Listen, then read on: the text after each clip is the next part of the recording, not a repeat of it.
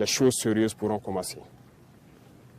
Je lance encore un appel à ces égarés qu'il est encore temps de déposer les armes. Parce que viendra un moment, on le répète encore, il ne sera plus possible.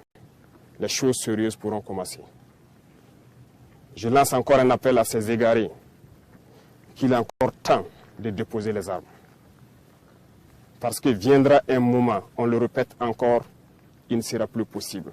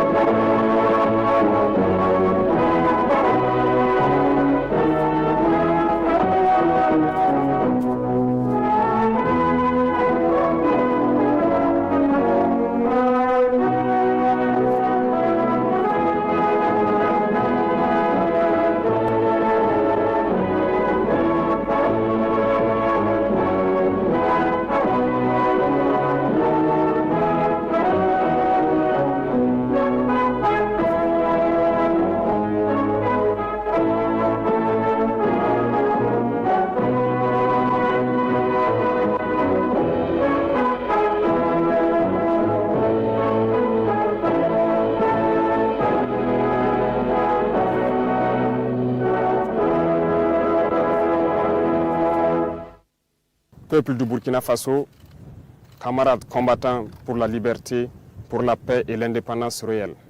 C'est un plaisir pour moi et un honneur de m'adresser à vous en ce jour mémorable, marquant donc le 63e anniversaire de la proclamation de l'indépendance de notre chère patrie, le Burkina Faso. Mais avant tout propos, permettez-moi de rendre grâce à Dieu Tout-Puissant qui nous a permis aujourd'hui de pouvoir nous tenir ici et nous adresser à la nation entière. Permettez-moi également de rendre donc un hommage à tous ces combattants qui bravent vents et marées et qui nous permettent de survivre. Permettez-moi de rendre un hommage à tous ceux qui ont perdu la vie dans ce combat.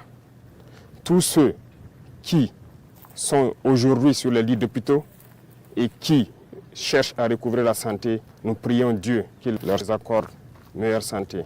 Et que ceux, les êtres chers que nous avons perdus, nous prions Dieu également que la terre libre du Burkina Faso leur soit légère. Camarades, permettez-moi une fois de plus de rendre hommage à tous ces fils et filles du Burkina Faso restés à l'arrière, qui ne ménagent aucun effort pour permettre à ceux qui sont au front de pouvoir se battre. Tous ceux qui contribuent à l'effort de guerre, tous ceux qui sont engagés, qui prient jour et nuit pour que la paix puisse revenir au Burkina Faso. J'irai aussi mettre en garde les valets locaux de l'impérialisme qui sont à l'arrière, ici avec nous, à l'intérieur du pays comme à l'extérieur, de changer de fusil d'épaule. Parce qu'il est temps qu'on arrête et qu'on puisse voir dans la même direction et agir pour que le Burkina puisse recouvrer la paix. Nous n'allons plus dérouler le tapis rouge à ces valets locaux parce qu'il y a un temps à toute chose. Il y a de cela plusieurs années, le Burkina Faso connaît sa page la plus sombre de l'histoire. De quoi s'agit-il? Ce terrorisme qui nous est imposé, qui nous endeuille et qui nous empêche de vivre n'est qu'une manifestation violente de l'impérialisme. Ces impérialistes, en plus de piller nos États, en plus de nous spolier, à travers les valeurs locaux qu'ils ont mis à la tête de nos États. États d'ailleurs qu'ils considèrent comme étant leur sous-préfecture. Aujourd'hui a atteint son paroxysme en nous envoyant une horde de criminels qui tuent hommes, femmes et enfants. Nous supposons que c'est l'apogée de l'impérialisme et du néocolonialisme. Le vaillant peuple de Burkina Faso va les accompagner dans le déclin. Il y a 1 an de cela, nous nous sommes offusqués et nous nous sommes révoltés contre la manière de mener cette guerre. Le peuple nous a confié une mission. Nous ne doutons aucunement de notre peuple, de sa vaillance, de sa résilience. Ce peuple qui n'abdique jamais, qui n'abandonne pas, qui fait face à l'adversité. Nous avons décidé, en toute âme et conscience, de prendre la destinée de cette patrie et de mener la guerre. Parce que la guerre pourrait durer si jamais on ne la menait pas. En témoignent ces cellules dormantes qui se sont subitement réveillées lorsque nous avons décidé d'enclencher le combat. Ces derniers jours, vous avez pu remarquer l'intensité de la bataille qui nous réconforte dans notre thèse qu'il y avait plusieurs cellules dormantes qui devraient entretenir cette guerre pendant des décennies et des décennies. En engageant cette bataille, nous avons fait appel aux fils et aux filles de la nation. Nous ne doutions point. Les gens ont répondu présent. Plus que ce que nous estimons, et aujourd'hui encore plus, les gens sont déterminés à s'engager pour la bataille. Nous remercions ce vaillant peuple d'avoir compris ce message. En plus de cela, nous avons souhaité à ce que le peuple finance sa propre guerre. Ce qui a été compris. Aujourd'hui, les gens soutiennent, appuient les forces combattantes comme ils peuvent. Beaucoup de choses sont faites, mais nous allons encore demander encore plus de sacrifices.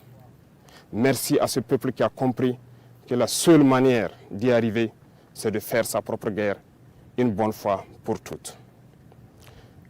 En venant donc à la tête de l'État, nous avons trouvé une armée en sous-effectif, mal équipée, mal organisée, peut-être mal entraînée.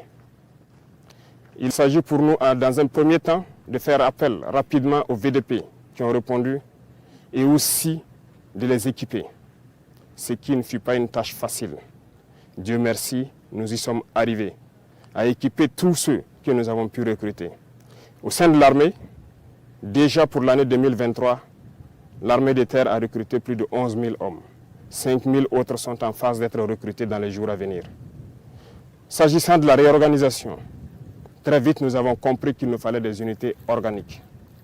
Ce qui a conduit donc à créer, dans un premier temps, 6 bataillons d'intervention rapide. Et ensuite, 6 autres bataillons d'intervention rapide ont rejoint les différents groupements de forces.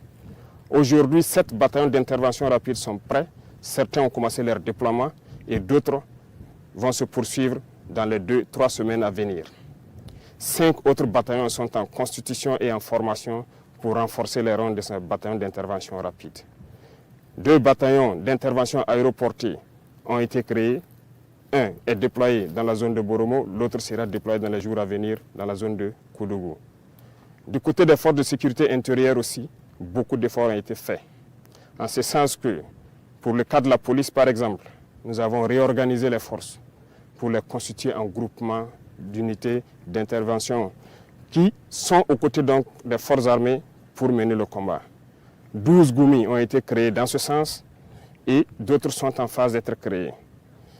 Au sein de la gendarmerie, nous avons renforcé les effectifs par le recrutement d'environ 3 000 auxiliaires. Une première phase est terminée, l'autre est en formation. De même que dans les rangs des eaux et forêts, nous avons spécialisé une bonne partie pour former une unité qui pourra agir dans les forêts, qui est aujourd'hui prête. Et cette unité est en train de s'engager également. Toutes les autres forces de sécurité intérieure ont pu être dotées en équipements tels qu'ils n'en ont jamais connu de leur histoire. Mais ce n'est que le début, parce que nous continuerons à les équiper et à monter en puissance. Du côté de l'armée de l'air, il a fallu à un moment donné revoir donc notre potentiel aérien. Aujourd'hui, nous pouvons dire fièrement que le Burkina Faso est doté d'appareils de dernière génération qui nous permettent de scruter donc notre territoire à partir des cieux, ce qui nous permet d'engranger un certain nombre de résultats. Les terroristes peuvent aujourd'hui se déplacer d'un point A à un point B, peut-être mener des attaques, mais ne repartiront pas sains et saufs parce que nous les suivons, nous les traquons jusque dans leur dernière demeure. Il est encore temps pour ceux-là qui ont été trompés, qui se sont engagés dans cette bataille, de déposer les armes. Parce que viendra un moment où il ne sera plus possible de déposer les armes. Tous ces bataillons qui sont en train de se déployer, du matériel est encore en cours de route dans les 2-3 semaines à venir. Et lorsque tout cela sera réuni et que tous ces bataillons auront rejoint leur emplacement, cette phase de développement de la guerre tant attendue, les choses sérieuses pourront commencer. Je lance encore un appel à ces égarés qu'il est encore temps de déposer les armes. Parce que viendra un moment, on le répète encore, il ne sera plus possible. Le Burkina Faso a décidé de se battre et nous nous battrons jusqu'à la victoire finale. Pour l'équipement, nous avons fait beaucoup d'efforts avec donc la compréhension de ce peuple qui a accepté de se sacrifier. Aujourd'hui, les unités sont équipées et ça continue de s'accroître parce que nous voulons d'une armée professionnelle, une armée qui va défendre le Burkina Faso à l'intérieur de ses frontières, même au-delà, mais pour l'intérêt du peuple burkinabé. Les efforts continuent et nous allons continuer à renforcer les rangs pour que plus jamais ces situations sombres que nous avons connues ne puissent survenir à l'avenir avec nos enfants, nos petits-enfants.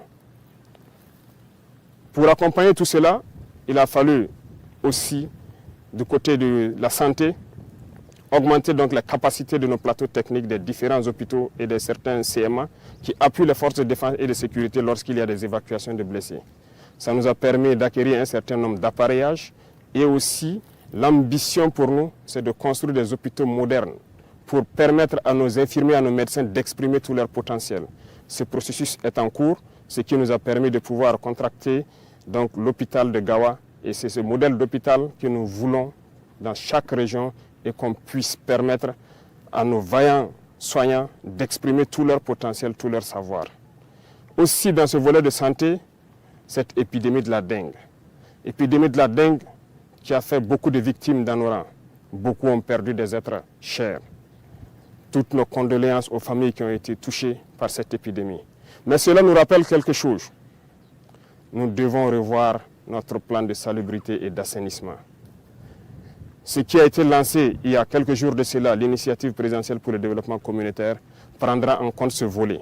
Et j'invite donc toutes les populations à se mobiliser pour que nous puissions assainir notre milieu. Dans le domaine de l'agriculture, nous avons décidé de nous fixer une mission d'atteindre l'autosuffisance alimentaire. En 2024, c'est un défi. Pour 2023, nous avons lancé l'initiative présidentielle donc, pour l'autosuffisance alimentaire et la souveraineté alimentaire. Il s'agit pour nous d'emblaver un certain nombre de superficies, de donner des intrants à des producteurs, des semences améliorées produites donc par nos chercheurs sur place. Ce qui, aujourd'hui, on peut dire est une satisfaction parce que les résultats sont au-delà de ce que nous avions espéré. Ce qui témoigne encore que nous avons de bonnes terres, nous avons de braves hommes qui savent donc travailler la terre et nourrir les Burkinabés. Ça nous encourage à lancer un autre défi pour 2024. Des engins tels que des tracteurs ont été commandés dans le cadre de l'initiative. Les chercheurs ont été renforcés et on continue de les renforcer pour trouver les semences adéquates. Et aussi ce qui nous a conduit à ouvrir l'usine de Coupéla en août dernier pour fabriquer les intrants sur place. L'engrais est produit et pour pouvoir baisser le coût de l'engrais au profit donc de nos producteurs. Dans le même sens, il y a donc l'offensive agricole qui a été lancée par le ministère de l'Agriculture récemment et ça se poursuit dans toutes les régions du Burkina Faso. J'invite donc les populations des différents villages à s'impliquer, à aménager tout ce qui est bas-fond, toutes les terres cultivables. Et nous mettrons tout en œuvre pour les accompagner pour qu'on puisse produire au maximum dans cette saison qui arrive. La contre-saison est également lancée dans les points où il y a des eaux de surface. Et l'accompagnement est fait à travers donc des semences améliorées produites par nos chercheurs d'un certain nombre de spéculations qui ont déjà été dotées à certains producteurs. On ne pourra pas parler d'agriculture sans parler donc du développement de l'agroalimentaire. Nous sommes en train d'encourager actuellement donc tous nos importateurs et tous nos opérateurs économiques à se lancer dans la production, dans la transformation. beaucoup d'usines verront le jour pour que un certain nombre de produits alimentaires soient produits au Burkina, transformés au Burkina et consommés au Burkina Faso. Et pourquoi pas exporter. C'est un défi que nous nous sommes lancés et nous comptons sur cette brave population pour nous accompagner à pouvoir réaliser ces défis. C'est en ce sens que nous pourrons donner beaucoup d'emplois donc à des jeunes qui sont formés, qui malheureusement n'arrivent pas à exprimer leur talent parce qu'il n'y a pas d'espace qui leur est offert. Dans le même sens, le ministère de la Jeunesse a été instruit de mettre un accent sur la formation professionnelle. Cette mutation est en cours en fédérant donc toutes les écoles et tous les centres de formation professionnelle pour que nous ayons une meilleure vue de la formation donnée et de ce dont nous avons besoin pour le développement de notre chère patrie. Camarades, parlant donc du développement du commerce, et comme vous l'avez suivi la dernière fois, il s'est agi pour nous de faire donc une analyse de notre situation économique. Et à l'issue de cette analyse, nous nous sommes rendus compte qu'il fallait prendre un certain nombre de mesures. Et nous avons dit à compter de janvier, un certain nombre de mesures seront prises. Pas pour mettre la pression ou pour empêcher certains d'exercer leurs fonctions, mais c'est pour le bonheur du Burkina Faso. Il faut que nous créions la richesse, que nous puissions employer nos jeunes. C'est dans ce sens que nous allons développer le commerce interne. Nos commerçants qui quittent les villes vers les campagnes, nous allons encourager à ce que ces produits qui partent vers nos campagnes soient produits au Burkina Faso. Donc, nous invitons tout un chacun à prendre cette donnée et à mûrir les projets nécessaires pour que, en 2024, nous puissions donc atteindre cet objectif-là. Sur le volet donc de la coopération, un bon nombre de partenaires ont refusé de nous accompagner, de nous aider à acquérir le minimum d'équipements. Jusqu'au jour d'aujourd'hui, certains équipements dont nous avons payé des avances auprès de certains pays qui sont favorables à nous les livrer, les licences ont été bloquées par d'autres États impérialistes qui n'ont aucun intérêt à ce que nous puissions évoluer dans notre guerre.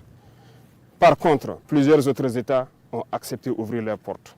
C'est le lieu pour moi donc de les saluer et de les remercier pour leur engagement aux côtés du Burkina Faso dans cette lutte. Ici en Afrique, nous avons jugé nécessaire de nous mettre ensemble, surtout au Sahel, parce que nous ne pourrons rien faire sans union. Ce qui a mené donc à la création de l'Alliance des États du Sahel, une alliance de défense a priori, mais qui évoluera vers une alliance économique et bien plus. L'AES est un espace qui est aujourd'hui victime de terrorisme barbare, violent. Mais aujourd'hui, nous avons compris et les peuples ont compris qu'il faille s'unir. Et nous invitons tous les autres Africains, tous ces peuples brimés, à pouvoir s'unir pour faire face à l'adversité. Nous défendrons l'espace de l'AES comme si nous défendons nos propres terres ici.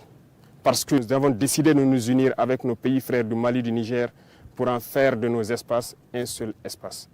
Aller et venir, commercer et défendre, ramener la paix, la prospérité, la sécurité. Parce que nos peuples ont droit au bonheur. L'Eldorado dont nos peuples rêvent, nous pouvons le créer ici. Et nous avons confiance en ce peuple. M'adressant donc aux travailleurs qui ont déjà consenti beaucoup d'efforts pour le Burkina Faso, je vais encore vous demander plus d'efforts en 2024. Il y aura certaines mesures qui seront prises pour encore accentuer sur la contribution à l'effort de guerre. Ça va toucher les travailleurs du public et du privé et aussi les entreprises sur leur intérêt brut. Le taux sera fixé, mais cela doit nous permettre de pouvoir augmenter premièrement la prime de nos vaillants VDP d'au moins 35% et aussi de les assurer une certaine assurance vie, de sorte que lorsqu'ils sont blessés ou lorsqu'ils tombent au champ d'honneur, que la prise en charge soit meilleure que ce que nous connaissons. Donc, il y aura plus de sacrifices qui doivent être consentis à l'endroit donc de ces vaillantes populations qui ont accepté de répondre et qui se battent jour et nuit sur le terrain. C'est le lieu pour moi de les rendre encore hommage pour leur contribution, pour leur accompagnement donc des différentes forces sur le terrain. Merci à vous. Je ne saurais terminer mon propos sans remercier toutes ces forces combattantes qui se battent sur le terrain jour et nuit pour que nous, à l'arrière, nous puissions vaquer à nos occupations. Remercier donc tous ces travailleurs, commerçants, paysans et éleveurs qui se battent aussi et qui contribuent à ce que nous puissions mener cette guerre et libérer nos terres. Vive le Burkina Faso, la patrie ou la mort, nous vaincrons.